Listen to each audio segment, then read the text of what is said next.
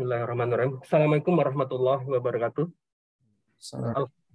Alhamdulillahirrabbilalamin. Wassalatu wassalamu ala asrafil anbiya wal mursalin wa ala alihi wa sahbihi ajmain amma ba'd. Segala puji bagi Allah, Tuhan seluruh alam. Semoga salawat dan keselamatan tercurahkan selalu pada Nabi dan Rasul termulia kita Muhammad SAW beserta keluarganya dan para sahabatnya. Baik para jamaah sekalian, sebelumnya terima kasih banyak sudah bisa bergabung kembali bersama kita Badan Dakwah Islam PT Donggis Nur LNG dalam kajian bulanan. Insya Allah untuk kajian kali ini akan diisi oleh Ustadz Amin Nur Baitz dengan tema berkurang rezeki saat pensiun. Insya Allah kalau Ustadz berkenan, kajian ini akan berlangsung kurang lebih 1 jam, materi sekitar 45 menit dan sisanya bisa tanya jawab. Selama kajian berlangsung, dimohon agar posisi speaker dari para jamaah dalam keadaan mute, agar kita semua bisa fokus mendengarkan suara dari Ustadz. Khusus untuk jamaah akhwat, kami mohon untuk tidak perlu membuka videonya. Setelah materi selesai, panitia akan memberikan kesempatan bagi jamaah yang ingin bertanya. Silakan untuk raise hand untuk yang bertanya secara langsung, atau yang melocet akan coba kami bacakan jika masih ada waktu. Baik Ustadz, untuk waktunya kami persilakan Ustadz. Tafadhol Ustadz.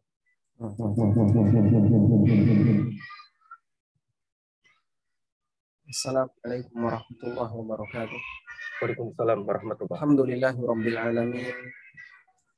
Wassalatu wassalamu ala asyrafil mursalin nabiyina wa maulana Muhammadin wa ala alihi wa sahbihi ajma'in. Wa asyhadu an la ilaha illallah wahdahu la syarika lah wa asyhadu anna Muhammadan abduhu wa rasuluh sallallahu alaihi wa ala alihi wa sahbihi wa man tabi'ahu bi ihsanin ila yaumiddin.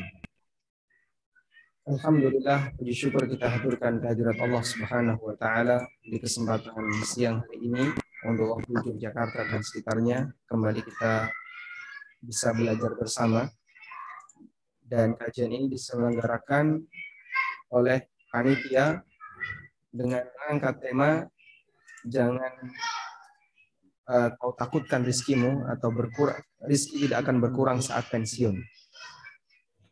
Dan insya Allah nanti kita akan lebih banyak menyampaikan tentang motivasi agar seorang muslim itu selalu hidup lebih tenang ketika dia berhadapan dengan rezeki yang telah disediakan oleh Allah Subhanahu wa taala. Ada beberapa prinsip yang perlu untuk kita pahami berkaitan dengan masalah rezeki ini. Yang pertama, kita semuanya mengakui bahwa rezeki kita telah dijamin oleh Allah Subhanahu wa taala. Allah Subhanahu wa taala berfirman, "Wa ma min dabbatin fil ardi illa 'ala Allahi rizquha." Tidak ada satupun makhluk yang dabbah, yang bergerak di muka bumi ini, dan manusia bagian dari dabbah, makhluk yang bergerak itu.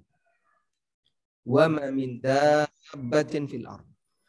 Tidak ada satupun makhluk yang bergerak di muka bumi ini illa 'ala Allahi rizquha, kecuali Allah Subhanahu wa taala yang menjamin rezekinya.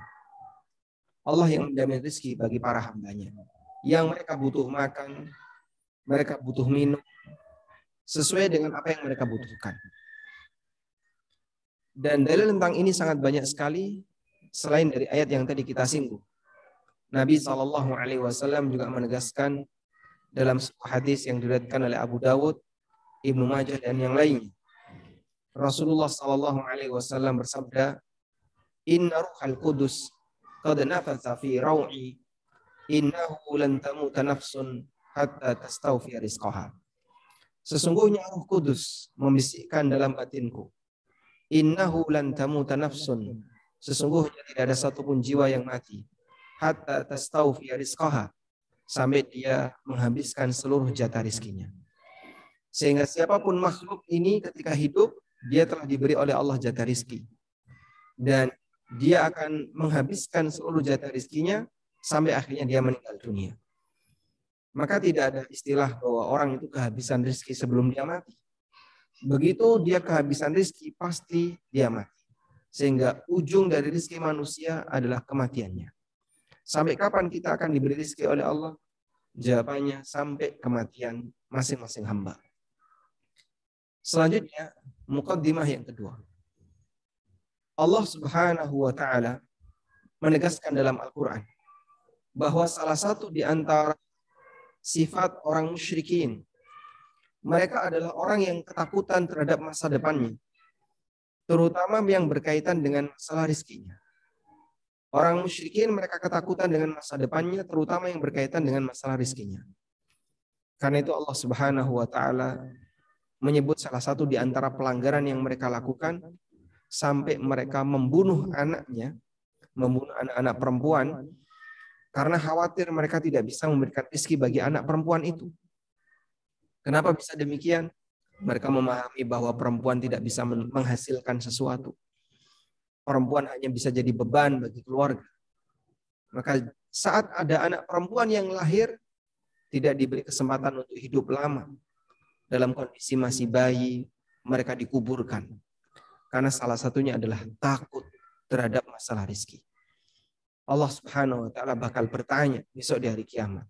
Wa idzal mau'udatu su'ilat bi ayyi dzambin qutilat. Ingatlah pada hari ketika al-mau'udah, anak-anak yang dikubur hidup-hidup, su'ilat, dia ditanya oleh Allah, bi ayyi dzambin qutilat. Dosa apa yang menyebabkan kalian itu dibunuh?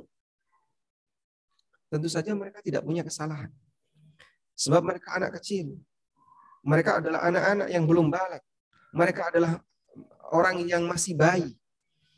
Sehingga tidak mungkin mereka punya dosa. Allah Subhanahu wa taala tidak mengatakan bahwa nanti akan ditanya adalah pembunuhmu. Tapi Allah katakan, wa idzal mau'udatu su'ilat. Ingatlah ketika bayi-bayi yang dikubur hidup-hidup itu ditanya. Yang ditanya itu bayinya, anak. Bi ayyi dzambin qutilat. Disebabkan dosa apakah sampai mereka itu dibunuh? Tentu mereka tidak punya dosa. Mereka dizalimi seperti itu tanpa berbuat kesalahan apapun. Dan Allah Subhanahu wa taala sebutkan dalam Al-Qur'an, kenapa mereka melakukan seperti itu? Allah sebutkan dalam larangan yang dinyatakan di Al-Qur'an, wala taqtulu auladakum khasyata imlaq.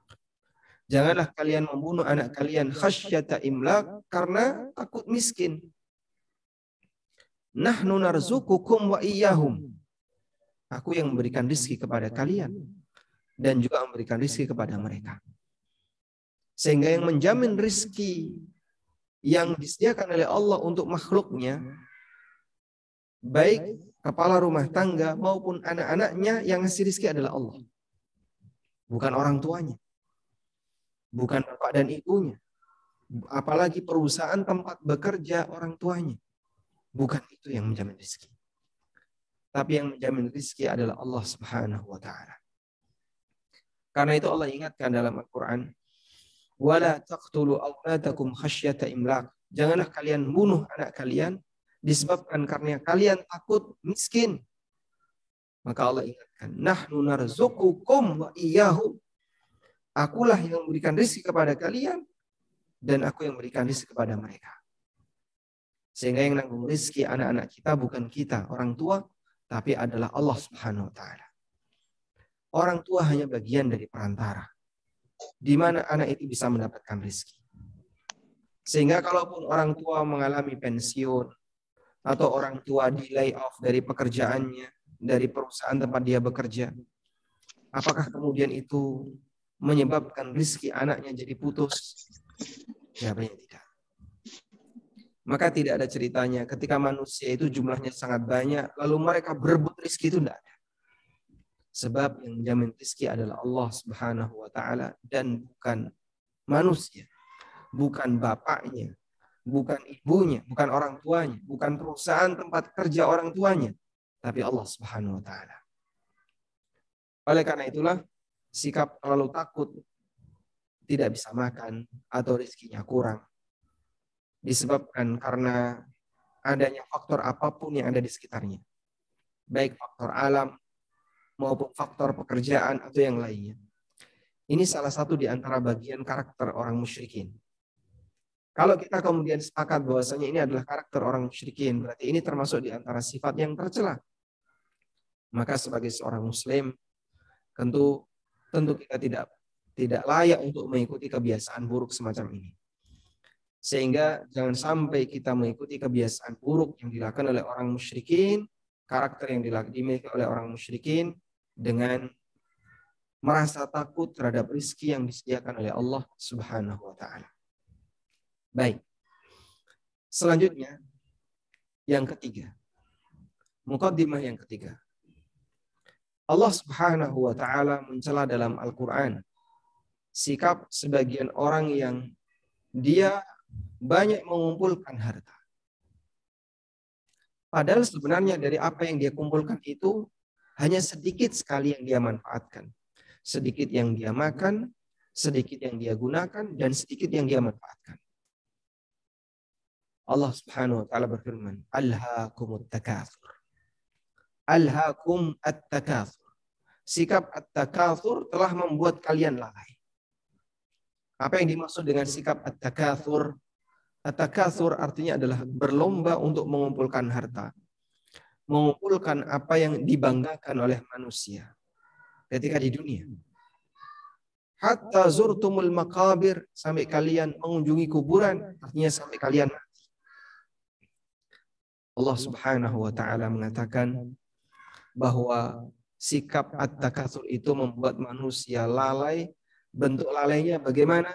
Dia sampai lupa untuk beribadah kepada Allah, lupa untuk melakukan apa yang menjadi kewajibannya sebagai seorang muslim, sehingga dia menyia-nyiakan kewajiban dia sebagai seorang muslim dan seterusnya. Alhaakum, itu semuanya telah melalaikan kalian. Ketika membaca ayat ini, disebutkan dalam hadis riwayat Muslim dari sahabat Abdullah bin Sikhir radhiyallahu anhu. Suatu ketika sahabat Abdullah bin Sikhir ini mengunjungi Rasulullah sallallahu alaihi wasallam. Dan beliau tengah membaca surat At-Takatsur. Beliau mengucapkan atau beliau membaca Alhaakumut takatsur. Sikap berlomba-lomba memperbanyak harta telah melalaikan kalian. Lalu Nabi sallallahu alaihi wasallam memberikan komentar terhadap sikap manusia. Beliau mengatakan, beliau berhenti setelah membaca satu ayat ini dan beliau mengatakan, Yaqulu ibnu Adam, mali, mali, mali. Manusia selalu mengatakan, ini hartaku, ini propertiku, ini duniaku, ini simpenanku, dan seterusnya. Manusia selalu mengatakan, ini hartaku, ini hartaku. Kemudian Nabi SAW mengatakan, wa hallaka min malika ya ibnu Adam, illa ma akalta fa'afnaita, wa ma labista fa'ablaita, wa ma tasaddaqta fa'amdaita. Hakikat dari rizkimu itu wahai manusia hanya ada 3 kemungkinan. Apa yang kau sedekahkan sampai habis, apa yang kau pakai sampai rusak, dan apa yang kau infakkan, apa yang kau makan sampai habis, apa yang kau pakai sampai rusak, dan apa yang kau infakkan, yang kau sedekahkan sehingga abadi di hari kiamat.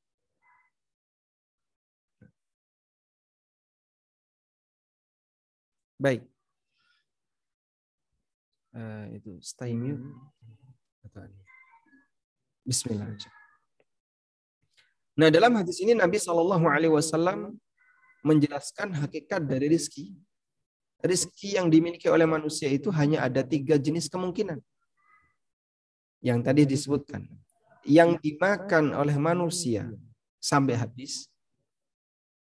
Yang dipakai oleh manusia sampai rusak. Dan yang disedekahkan sehingga abadi di hari kiamat. Sementara apa yang dia simpan, apa yang dia dapatkan belum tentu menjadi jatah rizkinya. Sementara apa yang dia simpan belum tentu menjadi jatah rizkinya. Masya Allah.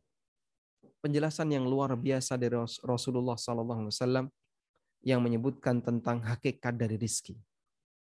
3 inilah hakikatnya. Karena itu berdasarkan hadis ini, kita bisa memahami kesimpulan berikut. Yang pertama, sehebat apapun harta yang dimiliki oleh manusia, sebanyak apapun pendapatan yang dimiliki oleh hamba, oleh manusia, tidak akan mungkin melampaui jatah rizkinya. Sehingga orang misalnya, pendapatannya 100 juta per bulan, dengan orang yang pendapatannya 50 juta per bulan, itu rizkinya Apakah gara-gara perbedaan itu kemudian rezekinya bisa berbeda? Jawabannya tidak. Perbedaan itu bukan didasari oleh perbedaan pendapatan, sebab rezeki yang ditetapkan oleh Allah Subhanahu wa taala itu tidak bergantung kepada pendapatan. Makanya ketika Nabi SAW memberikan kritikan kepada manusia, manusia selalu punya semangat mengumpulkan, ini hartaku, ini hartaku, ini hartaku. Kemudian Nabi SAW menyebutkan, wa'allaka min malika ya ibna Adam. Hakikat dari hartamu itu wahai manusia hanya ada 3 kemungkinan tadi.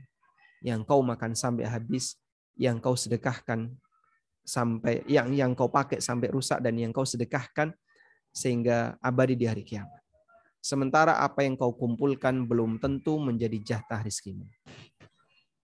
Dari sinilah meskipun kita punya pendapatan yang banyak, itu sama sekali tidak menambah jatah rezeki kita. Dan manusia sehebat apapun penghasilannya tidak mungkin mampu melampaui jatah rezekinya. Sebaliknya, kesimpulan yang kedua adalah kebalikannya. Sekecil apapun pendapatan seorang hamba juga tidak mengurangi jatah rezekinya. Sehingga kita tidak boleh berpikir bahwa jatah rezeki kita sebelum pensiun dengan sesudah pensiun itu nanti akan berkurang. Belum tentu. Bisa jadi jatah rezeki Anda setelah pensiun lebih banyak daripada sebelum pensiun. Karena sekali lagi, jatah rezeki itu tidak ditentukan oleh pendapatan. Sehingga bedakan antara pendapatan dan rezeki. Belum tentu apa yang kita dapatkan menjadi rezeki kita. Dan belum tentu rezeki kita itu berasal dari apa yang kita dapatkan. Masya Allah. Baik, Anda bisa lihat misalnya. Ada orang yang rezekinya, pendapatannya banyak. Tabungannya banyak, pendapatannya banyak.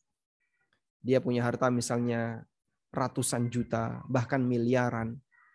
Kemudian dia pendapatannya juga banyak. Per bulan dia bisa mendapatkan ratusan juta misalnya.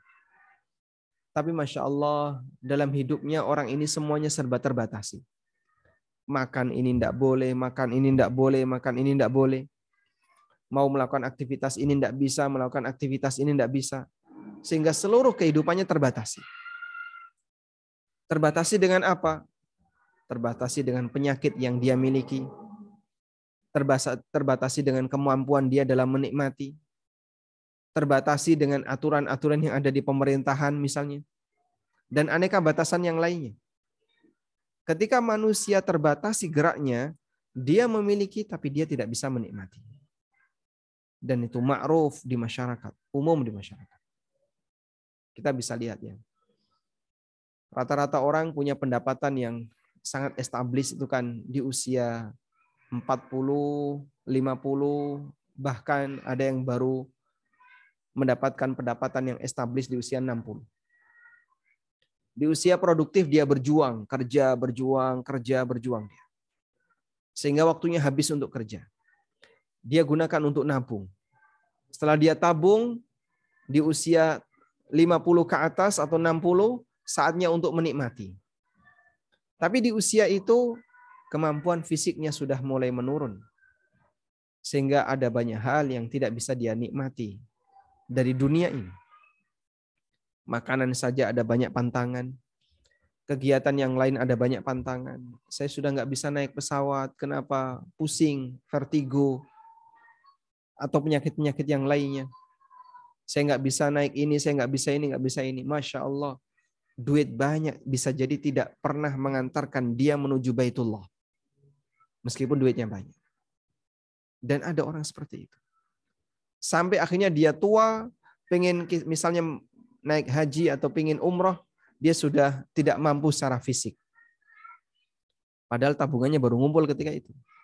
Waktu masih muda, dia kepikiran ketika mau menggunakan, karena anaknya masih kecil, dia masih punya kebutuhan yang banyak, bangun ini, bangun ini, bangun ini. Dia nikmati, rencananya di usia tua, tapi ternyata kemampuan fisik dia sudah mulai turun. Dan banyak orang seperti itu jamaah. Makanya ini salah satu di antara bukti real yang bisa kita saksikan di lapangan. Bahwa rizki itu tidak berbanding dengan pendapatan, tapi rizki yang dimiliki oleh hamba, semuanya telah ditetapkan oleh Allah Subhanahu wa Ta'ala. Baik. Selanjutnya yang keempat, bahwa jaminan rizki itu diletakkan oleh Allah di langit. Jaminan rizki itu diletakkan oleh Allah Subhanahu wa taala di langit. Yang dimaksud diletakkan oleh Allah di langit adalah jaminan rizki itu Allah turunkan ke muka bumi sesuai dengan apa yang Dia kehendaki.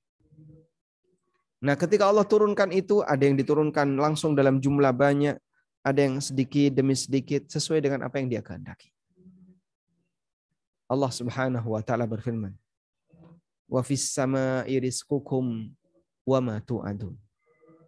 Rizki kalian tuh fis sama, ada di langit.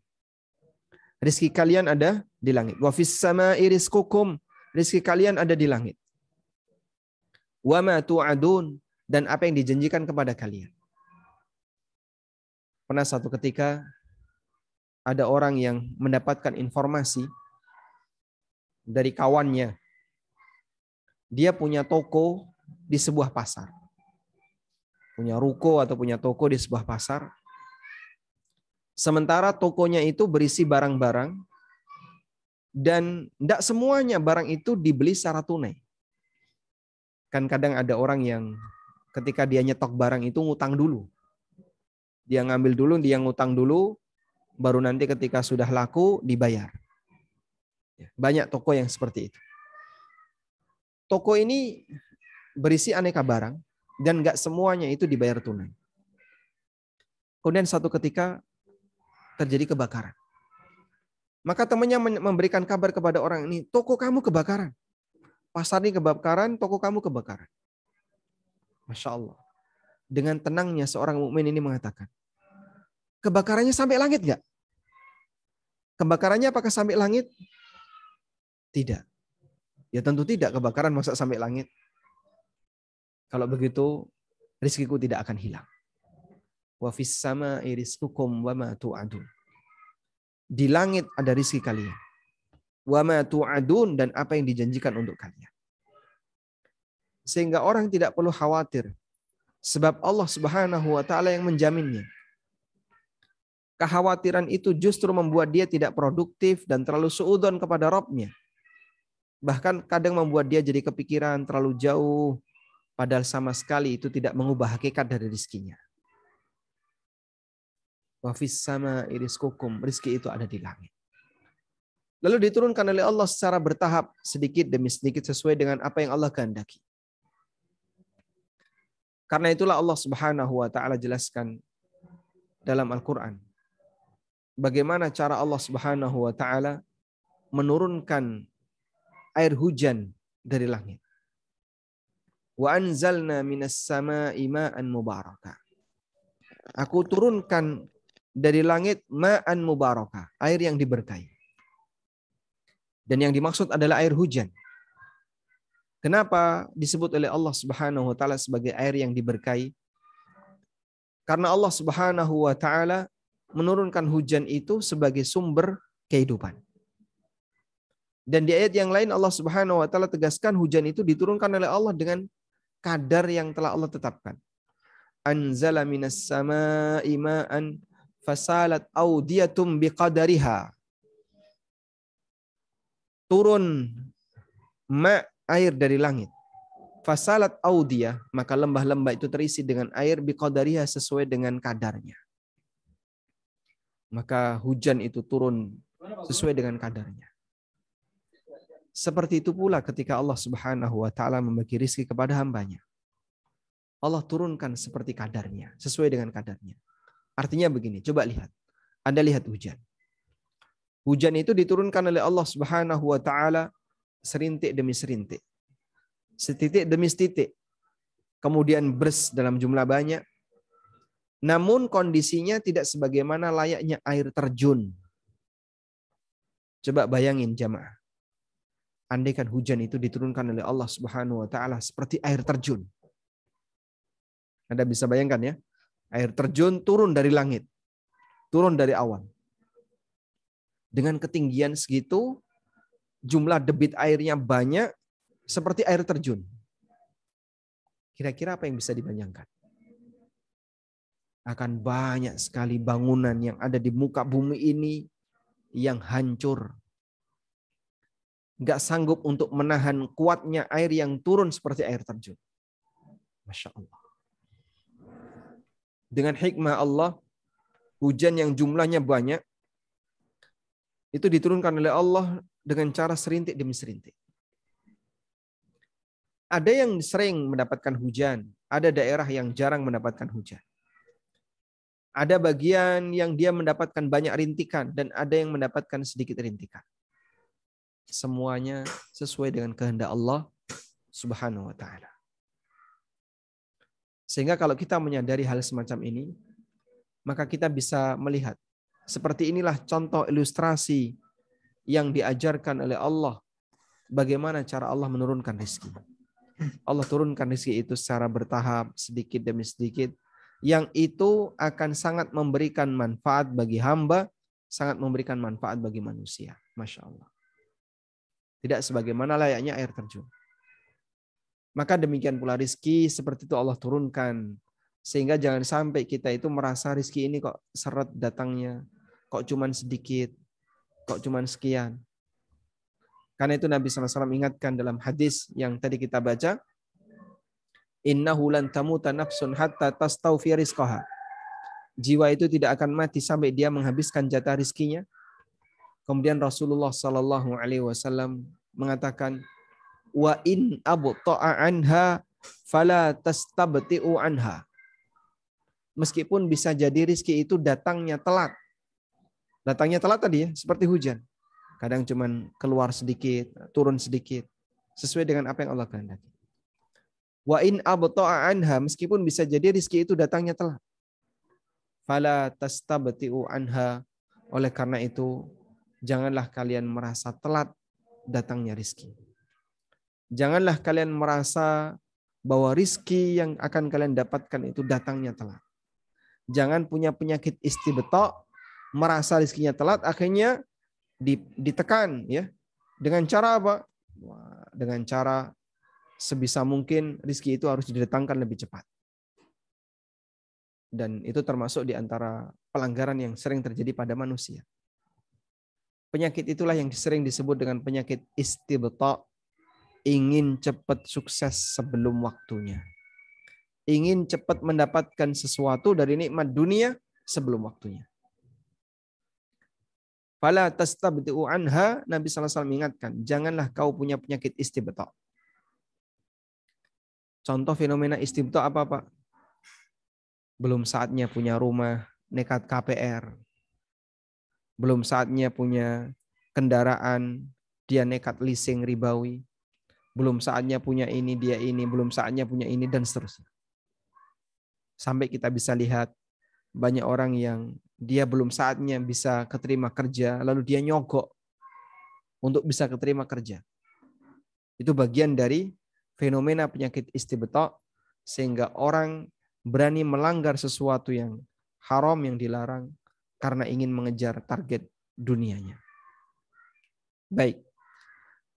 Kemudian Nabi SAW ingatkan, khudhu ma hulla wa da'u ma hurrima. Tinggalkan apa yang diharamkan dan silahkan ambil apa yang dihalalkan. Karena rizki kita telah dijamin oleh Allah, meskipun bisa jadi Allah turunkan itu tahap demi tahap, sedikit demi sedikit, sesuai dengan apa yang dikehendaki oleh Allah Subhanahu wa ta'ala. Baik. Muqaddimah berikutnya.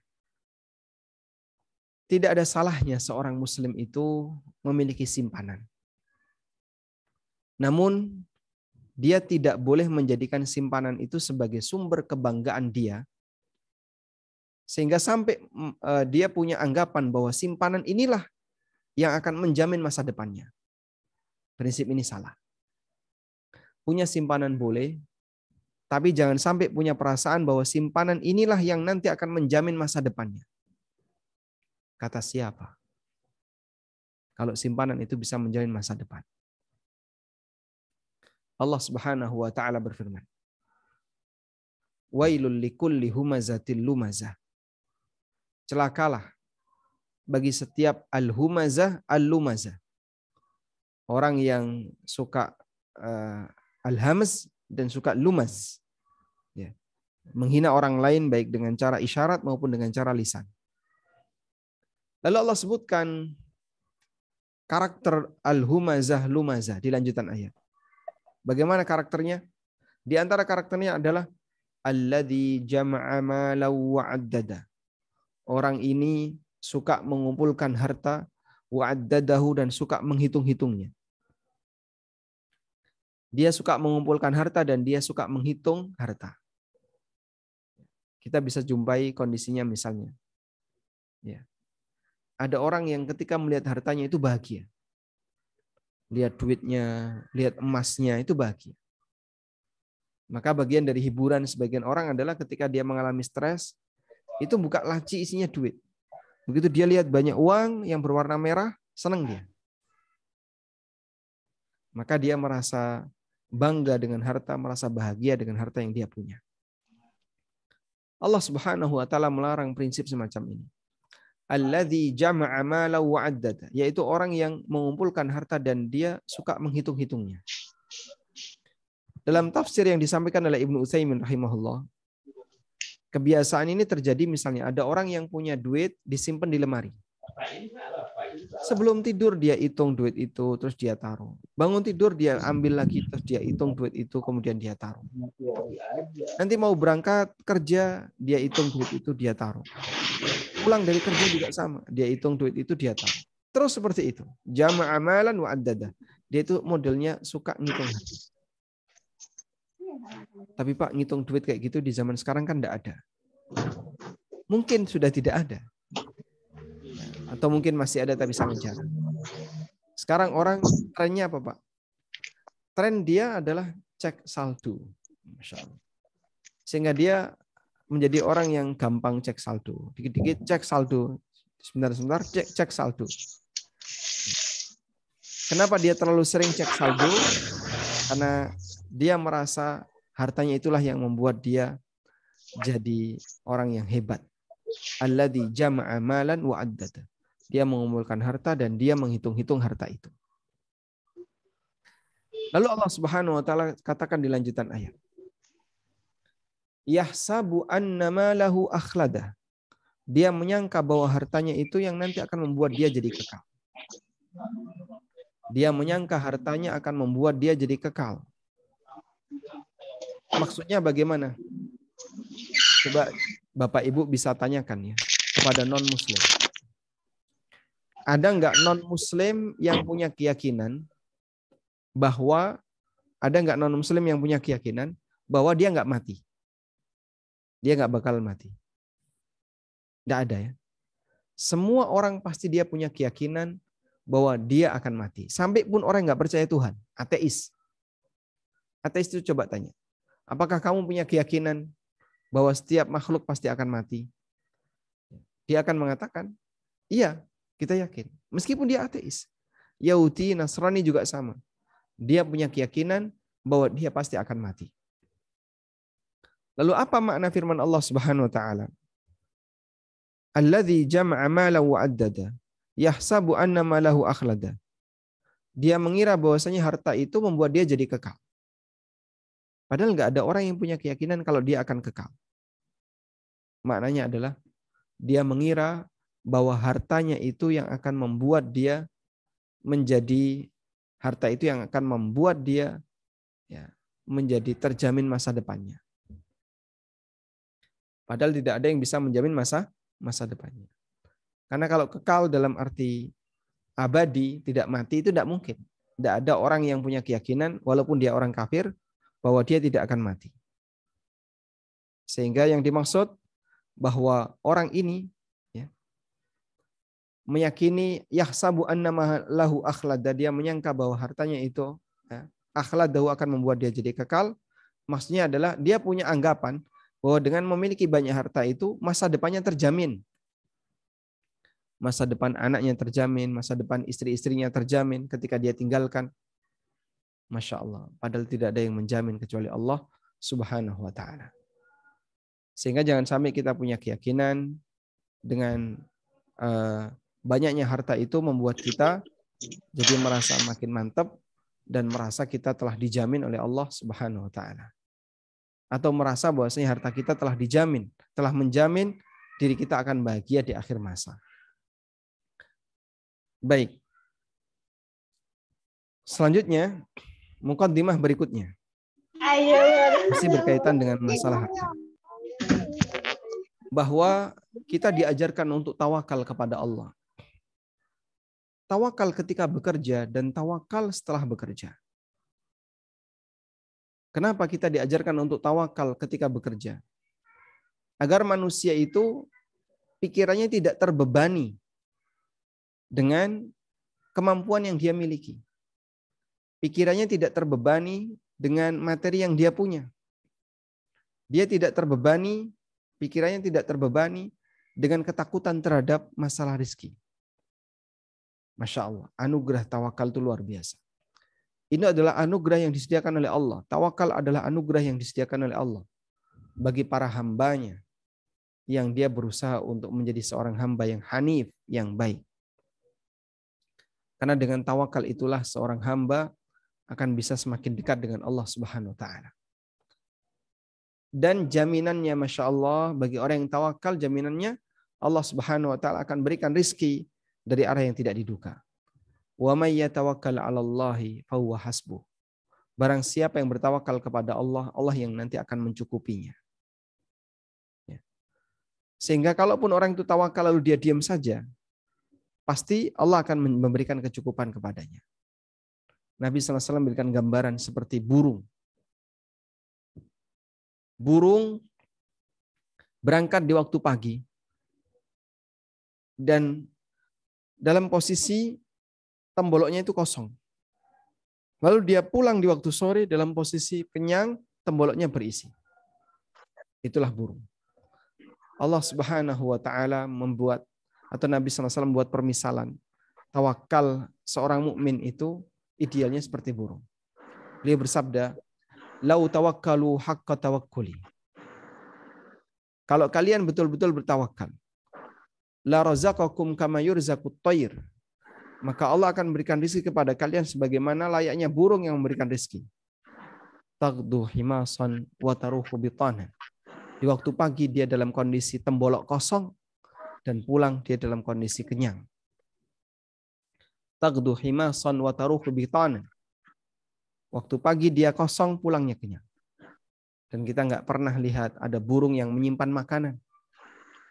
Sehingga besok pikir besok. Dan kata Nabi SAW, orang yang meniru semacam ini, maka berarti dia telah memiliki tawakal yang tinggi di hadapan Allah Subhanahu wa taala. Dan semakin tinggi bertawakal, semakin bagus.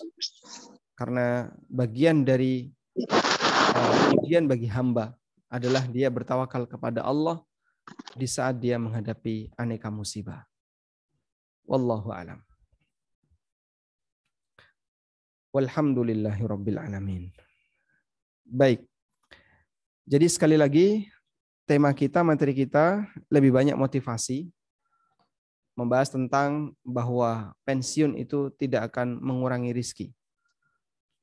Dan kita masih punya sisa waktu, nanti akan kita manfaatkan untuk diskusi. Bagi teman-teman sekalian yang mau menyampaikan sesuatu, kami persilahkan. Tapi sebelum masuk ke waktu diskusi, kita akan sebutkan terlebih dahulu investasi apa sih yang kira-kira bisa dilakukan ketika kita dalam posisi pensiun. Nah,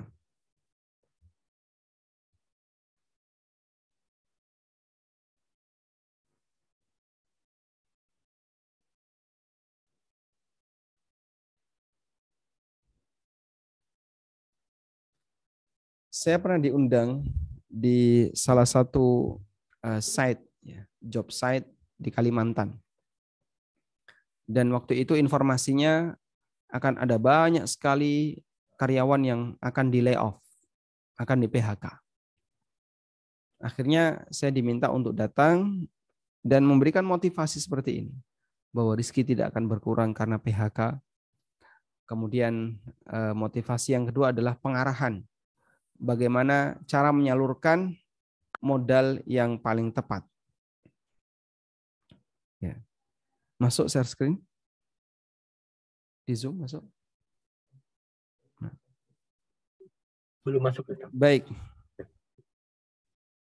Jadi modal yang dimiliki oleh seorang muslim itu kan bisa diarahkan ke unit statis,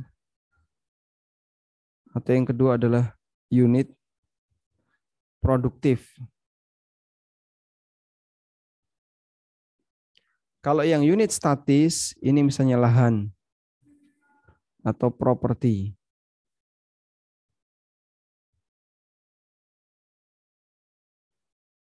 Kemudian yang lain adalah emas atau perak atau falas, mata uang asing. Tapi dia cenderung mengalami penurunan kalau falas. Unit produktif berarti dia digunakan untuk modal usaha. Ada unit statis dan ada unit produktif. Kalau unit produktif dia dipakai untuk modal usaha. Baik. Kalau 1 dan 2 ini hukumnya diperbolehkan, tapi jika bentuknya emas dan perak dia harus kena zakat. Sedangkan yang pertama, lahan dan properti boleh, cuman yang jadi masalah kadang proses balik nama menjadi repot, sehingga dia bukan barang yang liquid yang gampang ketika dilakukan proses jual beli. Sementara untuk unit produktif, yaitu untuk modal usaha, bagi orang yang melakukan modal usaha untuk unit produktif, maka yang perlu diperhatikan adalah di situ harus usaha real. Harus usaha real. Usaha real itu artinya apa? Betul-betul ada unit usaha yang dijalankan. Sehingga bukan cuma permainan di uang dan uang, tapi memang betul-betul ada usaha real. Kemudian yang kedua, dia tidak dijamin.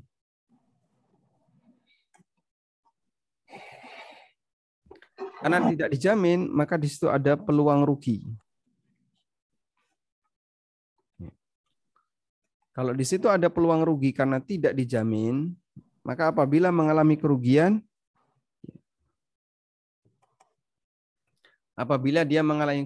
dia harus siap modal dia berkurang. Sebab dia tidak dijamin. Selanjutnya, bagi hasil harus berdasar hasil. Harus berdasarkan hasil. Sehingga tidak boleh bagi hasil itu berdasarkan modal.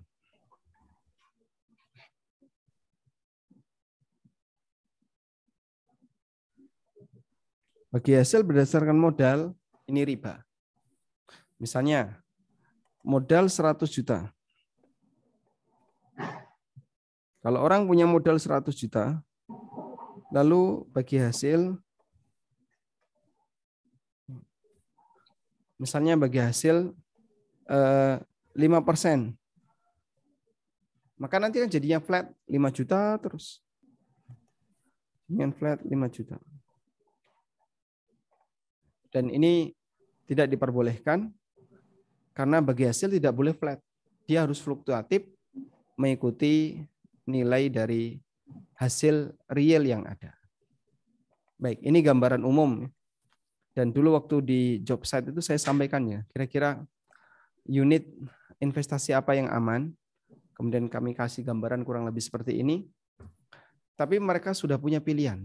Apa itu? Pingin masuk di reksadana. Akhirnya kita tahan, jangan lakukan itu. Pokoknya yang hubungannya dengan bank, Anda boleh masuk, tapi yang akadnya akad wadiah. Dan akad wadiah nggak dapat bunga, nggak dapat pemasukan sama sekali. Wallahu ta'ala alam. Baik, mungkin demikian yang bisa kita sampaikan. Semoga yang sedikit ini bermanfaat. Wassallallahu ala nabiyyina Muhammadin wa ala alihi wa sahbihi wasallam. Baik Ustaz, jazakallahu khair atas materinya Ustaz. Kita beri kesempatan pada jamaah yang ingin bertanya. Baik Bapak Ibu yang ingin bertanya, dipersilakan untuk raise hand. Mungkin saya coba bacakan dulu Ustaz, ada pertanyaan di chat ya. Assalamualaikum Ustaz. Kami sebagai karyawan ada fasilitas dana pensiun menggunakan lembaga keuangan DPLK yang ada persentasi porsi setoran dari gaji karyawan dan juga nominal persentasi dari perusahaan. Apabila nanti kami pensiun dan dapat dicairkan dana pensiun tersebut, berapa banyak porsi yang halal yang bisa dinikmati oleh karyawan dan keluarga. Kebetulan diinvestasikannya, dikelolanya ke lembaga keuangan, salah satu lembaga keuangan. Investasi di portofolio keuangan. Ya, dia ada yang dalam bentuk, ada pilihan dalam bentuk syariah, ada pilihan dalam bentuk yang lainnya. Artinya semuanya hanya untuk saham? Enggak, ada campuran, ada yang juga di pasar uang. Cuma karyawan dibebaskan bisa memilih. Ada yang namanya penyelenggara dana pensiunan tadi pihak yang ketiga ya? Pihak ketiga ada. Itu swasta atau milik swasta, pemerintah? bekerja sama dengan perusahaan. Bekerja sama dengan perusahaan. Baik. Cukup insya Allah ya. Ya. Baik. Kami pernah tulis pembahasan ini di buku Fikih ASN dan Karyawan. Itu di bagian belakang ada pembahasan tentang masalah dana pensiun. Dan skema-skema pensiun yang ada di Indonesia kan ada banyak macam. Saya sebutkan beberapa saja sebagai contoh dan berikut penjelasan mengenai hukumnya itu boleh atau tidak. Dari kasus yang tadi diangkat, disampaikan dalam pertanyaan bahwa di situ dana pensiun dikelola oleh perusahaan yang ketiga, perusahaan orang lain. Sehingga di sini misalnya ada A, dia adalah karyawan PT,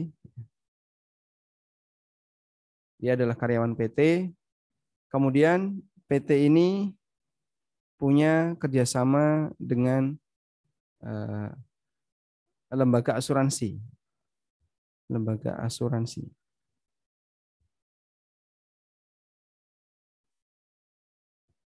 Sudah? Potongan gaji A masuk ke sini. Potongan gaji A masuk ke lembaga asuransi tadi. Oleh lembaga asuransi dikembangkan tadi dominan untuk trading saham dan seterusnya. Karena kan waktunya pendek. Nah, kemudian jika A ini mau menggunakan asuransi di PT-nya, apa yang harus diperbuat? Kalau seperti ini yang terjadi berarti jelas bahwa sebenarnya lembaga asuransi ini adalah lembaga gharar.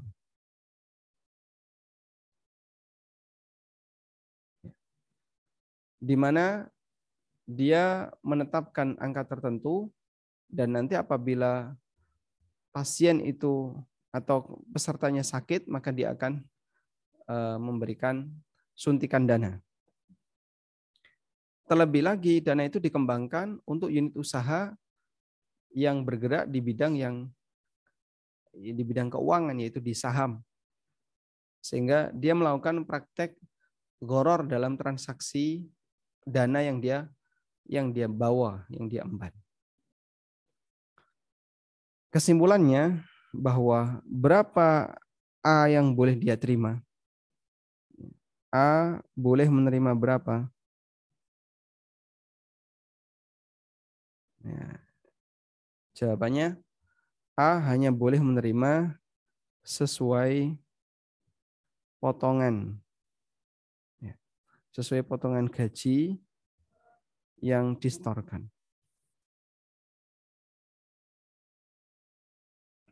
A hanya boleh menerima sesuai potongan gaji yang disetorkan sebagai premi. Ya, maka Anda bisa lihat ke bagian keuangan, kira-kira premi per bulan masing-masing karyawan berapa ketika mau dilibatkan dalam asuransi itu.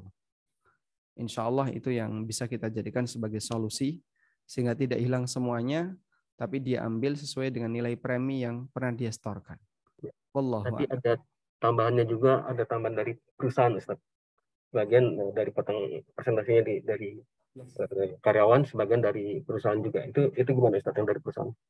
Sebagian dari karyawan, sebagian dari perusahaan. Berarti ada sumbernya ada dua ya, potongan gaji dan dari perusahaan. Nah, yang dari perusahaan premi Di sini ada premi ya. Itu dari gaji dan dari PT. Nah, yang status dari PT ini adalah hadiah untuk karyawan. Hadiah untuk karyawan. Sehingga kalau misalnya totalnya 300.000 per bulan, yang gaji 200, yang PT 100, maka yang dia dapatkan adalah 300. Yang 100 kan bukan buat dia, Pak. Dia di perusahaan, dari PT. Tidak apa-apa. Karena statusnya hadiah untuk karyawan. PT memberikan hadiah untuk karyawan, tapi dibayarkan ke perusahaan asuransi tadi dan tidak ke karyawan. Wallahu a'lam. Itu yang saya pahami. Baik Ustaz. Bapak Ibu kalau ada pertanyaan lagi dipersilakan. Apa ada yang mau rasakan? Ada Pak Rizky Arya Nadindra. Silakan Pak. Assalamualaikum warahmatullahi wabarakatuh. Maaf, salah. Assalamualaikum warahmatullahi wabarakatuh. Mau tanya Ustadz, untuk kalau di pedesaan itu kan umum sekali nih untuk investasi itu kayak gadai tanah. Jadi misalkan saya punya uang sejumlah tertentu, digadaikan nanti selama uangnya itu belum kembali ke kita, berarti kita bisa mengolah sawahnya. Lalu seperti itu contohnya, atau misalkan kebun. Kalau seperti itu bagaimana halal haramnya Ustadz? Apakah itu halal atau haram? Itu saja Ustadz. Assalamualaikum warahmatullahi wabarakatuh. Jazakallah khairan atas jawabannya. Waalaikumsalam warahmatullahi wabarakatuh. Kasusnya adalah utang bergadai. Orang kaya ini memberikan utang kepada petani, misalnya senilai 10 juta, lalu petani itu menggadaikan sawahnya, menyerahkan sawahnya sebagai objek gadai, dan ada perjanjian bahwa sawah ini boleh dikelola oleh petani, oleh orang kaya tadi, sepanjang utangnya belum dilunasi. Apakah ini boleh? Kalau utangnya boleh, gadainya juga boleh. Yang nggak boleh adalah memanfaatkan barang gadai tadi, meskipun itu dilakukan saling ridho. Sehingga orang kaya ngasih utang 10 juta, dia tidak diperkenankan memanfaatkan sawah tadi untuk dia kelola dan dia miliki hasilnya. Sebab ini adalah milik Pak Tani dan dia harus kembalikan kepada Pak Tani tersebut. Bukan dia kelola sendiri.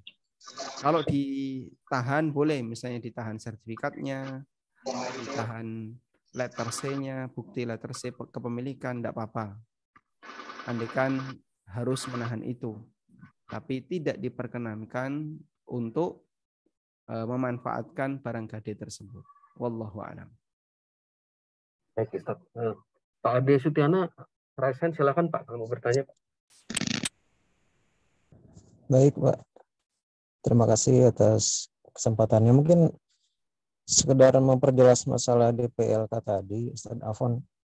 Jadi di skemanya itu di perusahaan itu kita boleh ikut atau tidak juga tidak apa-apa untuk program ini ya. Karena yang diwajibkan itu BPJS ya, Ustaz ya. Kemudian DPLK ini skemanya oleh BNI Simfoni.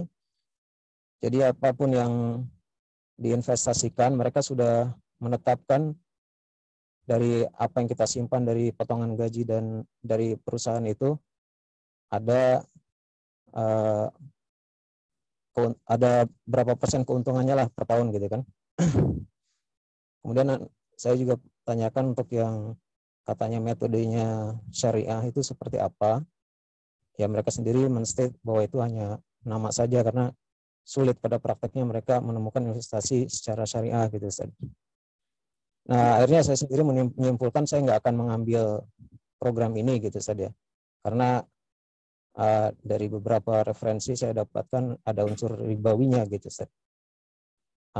Maksud saya kalau memang mencari perbandingan jika memang skemanya masih bisa kita ambil, ya mungkin bisa kita ambil gitu ya. Tapi kalau memang itu termasuk praktek ribawi, saya tetap tidak akan ambil gitu Ustaz. untuk masalah DIPLK yang tadi sempat dibahas di awal. Mungkin itu aja, Ustaz. Baik, Jelas, Ustaz ya?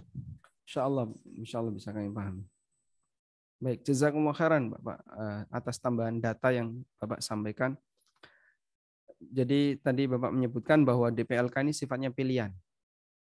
Dan kalau itu pilihan, sementara itu bermasalah, maka tentu saja kita tidak boleh untuk terlibat di dalamnya. Nah, salah satu di antara ciri bermasalahnya adalah tadi sudah disampaikan bahwa sudah ditetapkan bagi hasil. Mereka punya simulasi bagi hasil. Nanti kalau terkumpul sekian, besok di hari itu akan mendapatkan sekian. Kalau sakit nanti ada harga sendiri-sendiri. Sakit berat berapa, sakit ringan berapa, dan seterusnya. Operasi berapa. Nah, ketika ada seperti itu, berarti kan sebenarnya itu bukan investasi. Itu akad gharar murni. Kita bayar sekian, dan nanti apa yang bisa kita dapatkan, bisa banyak, bisa sedikit. Tergantung dari jaminan yang diberikan oleh pihak perbankan. Dan oleh karena itu, praktik seperti ini ya, bermasalah, maka tadi sudah disampaikan pula bahwa petugas menyatakan ini tidak sesuai syariat. Untuk disesuaikan dengan syariat masih sangat rumit. Pengakuan dari mereka. Dan banyak sebenarnya teman-teman yang bekerja di situ, apakah betul itu sudah sesuai syariat? Mereka menyatakan itu hanya nama. Kemudian istilah-istilah Arab yang digunakan itu hanya pengalihan nama saja. Kan hakikatnya tidak ada perubahan. Sama sebagaimana yang konven. Dari sini ya tentu saja kita berkesimpulan bahwa jelas ini melanggar prinsip syariat, melanggar aturan ya. Selanjutnya, kalau kemudian bagi yang belum terlibat, sebab ini sifatnya pilihan, maka kita sarankan jangan ikut bergabung. Tapi bagi yang sudah terlanjur terlibat, berarti hak Anda adalah sebagaimana yang disebutkan oleh Allah dalam Al-Quran. Fa in tibtum falakum ru'usu amwalikum fa in tibtum falakum ru'usu amwalikum la tadlimuna wa la tudlamun. Kalau kalian bertobat, maka kalian berhak untuk mendapatkan senilai dari pokok harta kalian. La tadlimuna wa la tudlamun. Yang dengan itu kalian tidak berbuat dolim dan tidak didolimi. Sehingga berapa nilai maksimal yang boleh diterima oleh karyawan yang terlibat dalam DPLK ini? Jawabannya hanya senilai dari premi yang pernah dia setorkan plus ditambah dari perusahaan.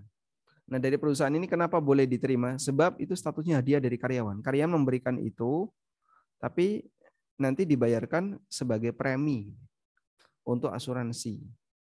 Nah, bagian inilah yang boleh, bagian ini boleh diambil sebagai hadiah dari perusahaan. Nah, kalau BPJS boleh nggak, Pak? Para asatidzah di Indonesia dan juga para ulama berbeda pendapat dalam masalah ini. Untuk asuransi yang dikelola oleh pemerintah. Apabila asuransi itu dikelola oleh pemerintah, sebagian ada yang mengambil prinsip pokoknya semua yang dikelola oleh pemerintah untuk asuransi boleh. Tanpa memandang adanya gharar dan tidak. Karena kekurangan itu diambilkan dari kas negara. Dan sebagian ada yang mengatakan kalau gharar ya tetap dilarang. Ya kita tidak nolak atau tidak mengingkari keberadaan gharar di BPJS. Ada ghararnya. Cuman ghararnya itu fahish ataukah tidak? Di sini ada gharar. Tapi apakah ghararnya itu gharar yang bermasalah atau tidak? Gharar fahish ataukah tidak? Dalam hal ini para ulama berbeda pendapat. Ada yang mengatakan itu adalah gharar fahish sehingga tidak boleh diambil, dan yang dia mengatakan itu bukan termasuk gharar fahish karena itu masih diperbolehkan. Ada khilaf dalam masalah ini.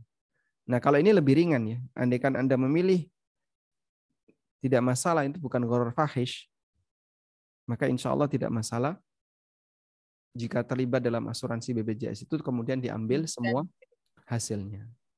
Wallahu a'lam. Baik Ustaz.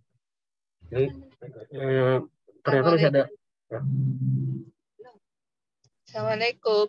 Waalaikumsalam. Assalamualaikum warahmatullahi wabarakatuh. Izin bertanya Pak Ustadz. Assalamualaikum warahmatullahi wabarakatuh. Okay. Saya membeli rumah dan tanah. Karena maaf, salah saya ya, karena packagingnya itu seperti orang ya apa itu alim gitu. Saya pokoknya beli langsung tiap bulan, terus habis itu sudah lunas, dan sampai sekarang itu surat belum ada. Saat saya itu macet, saat COVID itu belum saat COVID saya kesulitan untuk membayar. Saat itu pihak dari developer mengatakan bahwa kalau mau dibatalkan berarti harus dikembalikan separuh uang saya begitu. Ternyata qadarullah, alhamdulillah Allah izinkan saya diberi kemampuan untuk melunasi. Tapi sampai sekarang pun surat-surat itu belum selesai dan tidak jelas. Tapi ada, rumah itu ada, tanah itu ada. Seandainya Pak Ustadz, kalau itu nggak jadi-jadi, terus saya ikut dengan caranya mereka. Jadi kalau umpamanya ini nggak jadi-jadi, uang saya tolong kembalikan. Harus ditambah separuh lagi dari itu riba atau pribon Pak Ustadz. Dan sebaiknya bagaimana Pak Ustadz? Baik, paham. Terus yang satu itu belum lunas, belum lunas, seharusnya sudah lunas. Tapi karena surat-suratnya yang lain itu nggak jelas, saya bilang begini, selesaikan dulu suratnya, pasti saya lunasi, dan surat itu harus dikasihkan ke saya, gitu yang satunya Ustadzat. Karena pengalaman yang itu tadi, jadi seharusnya saya sudah lunas, tapi nggak tak lunasi. Karena pengalaman itu tadi, terus saya bilang pada pihak developernya, selesaikan surat-suratnya, begitu selesai saya bayar dan anunya saya itukan gitu. Apa itu saya juga menyalahi aturan Pak Ustadz? Sampun. Assalamualaikum warahmatullahi wabarakatuh. Waalaikumsalam warahmatullahi wabarakatuh. Baik. Yang pertama, kita perlu memahami bahwa ketika kita membeli properti tertentu, itu hakikatnya adalah kita beli legalitas. Bukan sebatas beli fisik, karena kan tanah tidak bisa dibawa pulang, tidak bisa diambil, tidak bisa dipindahkan. Bisanya adalah ditinggali. Nah, masalahnya ketika kita tinggal di situ, apakah kita legal ataukah tidak?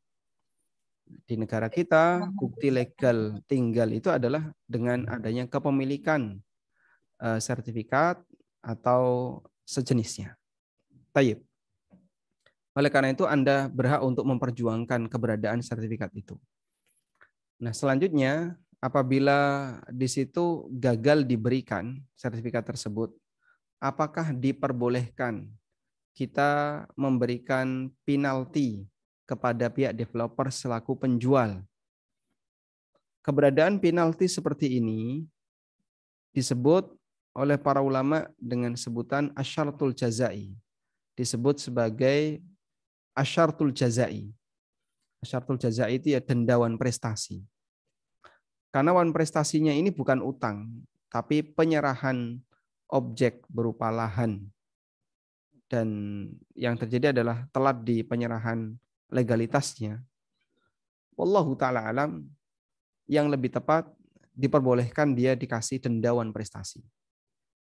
Jadi kalau tidak berhasil menyerahkan sertifikat sampai batas waktu 5 tahun misalnya, maka uang akan dikembalikan plus ya, ditambahi dengan denda wan prestasi yang ditetapkan dalam kesepakatan. Insya Allah tidak masalah, karena hakikatnya akad ini bukan utang piutang. Penyerahan lahan itu kan bukan utang piutang. Demikian pula atau yang utang itu adalah pembayaran dari konsumen, yaitu utang. Tapi kalau penyerahan lahan ini bukan utang. Karena itu kalau ada dendawan prestasi di sini, insya Allah tidak masalah. Cuman kita juga punya pertimbangan yang lain. Harga tanah setelah 5 tahun tentu saja bisa jadi 2 kali lipat daripada harga tanah sebelumnya. Sehingga kalau bisa dipertahankan untuk tetap memiliki dan tinggal di rumah tersebut, itu insya Allah lebih baik. Maka sertifikat kalaupun tertunda dan Anda sudah diizinkan untuk memanfaatkan lahan itu, silahkan dimanfaatkan. Karena itu sudah menjadi milik Anda. Tapi kalau di situ ada tambahan, jika sertifikat tidak bisa diterbitkan, maka akan dikembalikan uang plus denda wan prestasi, insya Allah tidak masalah. Wallahu a'lam. Kemudian untuk kesepakatan yang kedua, untuk lahan yang kedua Anda tidak mau melunasi sampai sertifikat yang pertama beres, boleh-boleh saja. Sehingga di situ Anda meminta kepastian legalitas untuk lahan yang kedua, sebagaimana Anda minta kepastian untuk legalitas yang pertama. Insya Allah tidak masalah. Wallahu a'lam. Baik Ustaz. Ini ada satu pertanyaan lagi di chat Ustaz, atau masih bisa Ustaz? Silakan. Mudah-mudahan terakhir. Bismillahirrahmanirrahim.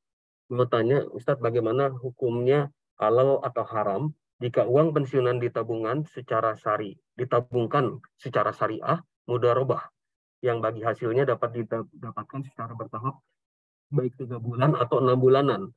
Apakah itu termasuk riba Ustaz? Jazakallahu khair. Waalaikumsalam warahmatullahi. Prinsipnya begini ya, uang itu yang menjadi hak kita terhadap uang kita adalah uang itu sendiri plus hasil pengembangannya di unit usaha yang mubah. Itu prinsipnya. Sehingga kalau Anda punya uang 100 juta, maka yang berhak untuk Anda miliki adalah 100 juta itu plus hasil pengembangan dari 100 juta ini dari unit usaha yang mubah. Nah, yang menjadi pertanyaan adalah apakah unit usaha yang dijalankan oleh lembaga tempat Anda menyimpan uang itu unit usaha yang mubah atau tidak? Nggak tahu. Kalau nggak tahu kan berarti harus ada pembuktian. Apalagi yang labelnya bank. Kalau labelnya bank itu biasanya layak untuk dicurigai. Sebab bank di tempat kita adalah lembaga pembiayaan yang dia memberikan dana pembiayaan dalam kurung utang. Akadnya. Dalam kurung akadnya adalah utang. Karena akadnya adalah utang, maka jika ada kelebihan itu tidak boleh kita terima. Sebab transaksi utang piutang tidak boleh ada keuntungan. Wallahu a'lam. Baik Ustadz, sudah tidak ada pertanyaan lagi Ustadz. Tayyib. Nah, salah satu di antara ciri tabungan yang tidak syar'i itu adalah diserahkan secara bertahap. Padahal yang namanya usaha kan bisa jadi naik turunnya nggak jelas. Kalau tadi disebutkan 3 bulanan atau 6 bulanan, bertahap seperti ini jaminannya apa kalau usahanya untung di waktu itu? Apalagi jika nilainya fix, misalnya 3% dari nilai modal. Kalau fix seperti ini bisa kita pastikan di situ ada unsur ribanya. Wallahu ta'ala alam, demikian yang bisa kita sampaikan, semoga bermanfaat. Wassallallahu ala nabiyyina Muhammadin wa ala alihi wa sahbihi wasallam. Wa akhiru da'wana alhamdulillahi rabbil alamin. Wassalamualaikum warahmatullahi wabarakatuh. Waalaikumsalam warahmatullahi wabarakatuh. Jazakallahu khair Ustadz. Terima kasih banyak kepada Ustadz beserta tim yang telah memberikan kesempatan kepada kita semua, khususnya BDI dari PT Donggi Sora LNG untuk bisa mengikuti kajian bersama Ustadz. Terima kasih juga kepada Bapak Ibu semua yang sudah berpartisipasi. Semoga ilmu yang diberikan bermanfaat bagi kita semua. Dan semoga kita bisa bertemu kembali dalam kajian-kajian berikutnya. Baik, kita tutup dengan doa kafaratul majelis. Subhanakallahumma wa bihamdika asyhadu an la ilaha illa anta astaghfiruka wa atubu ilaik. Wassalamualaikum warahmatullahi wabarakatuh. Assalamualaikum. Syukran Ustaz. Syukran.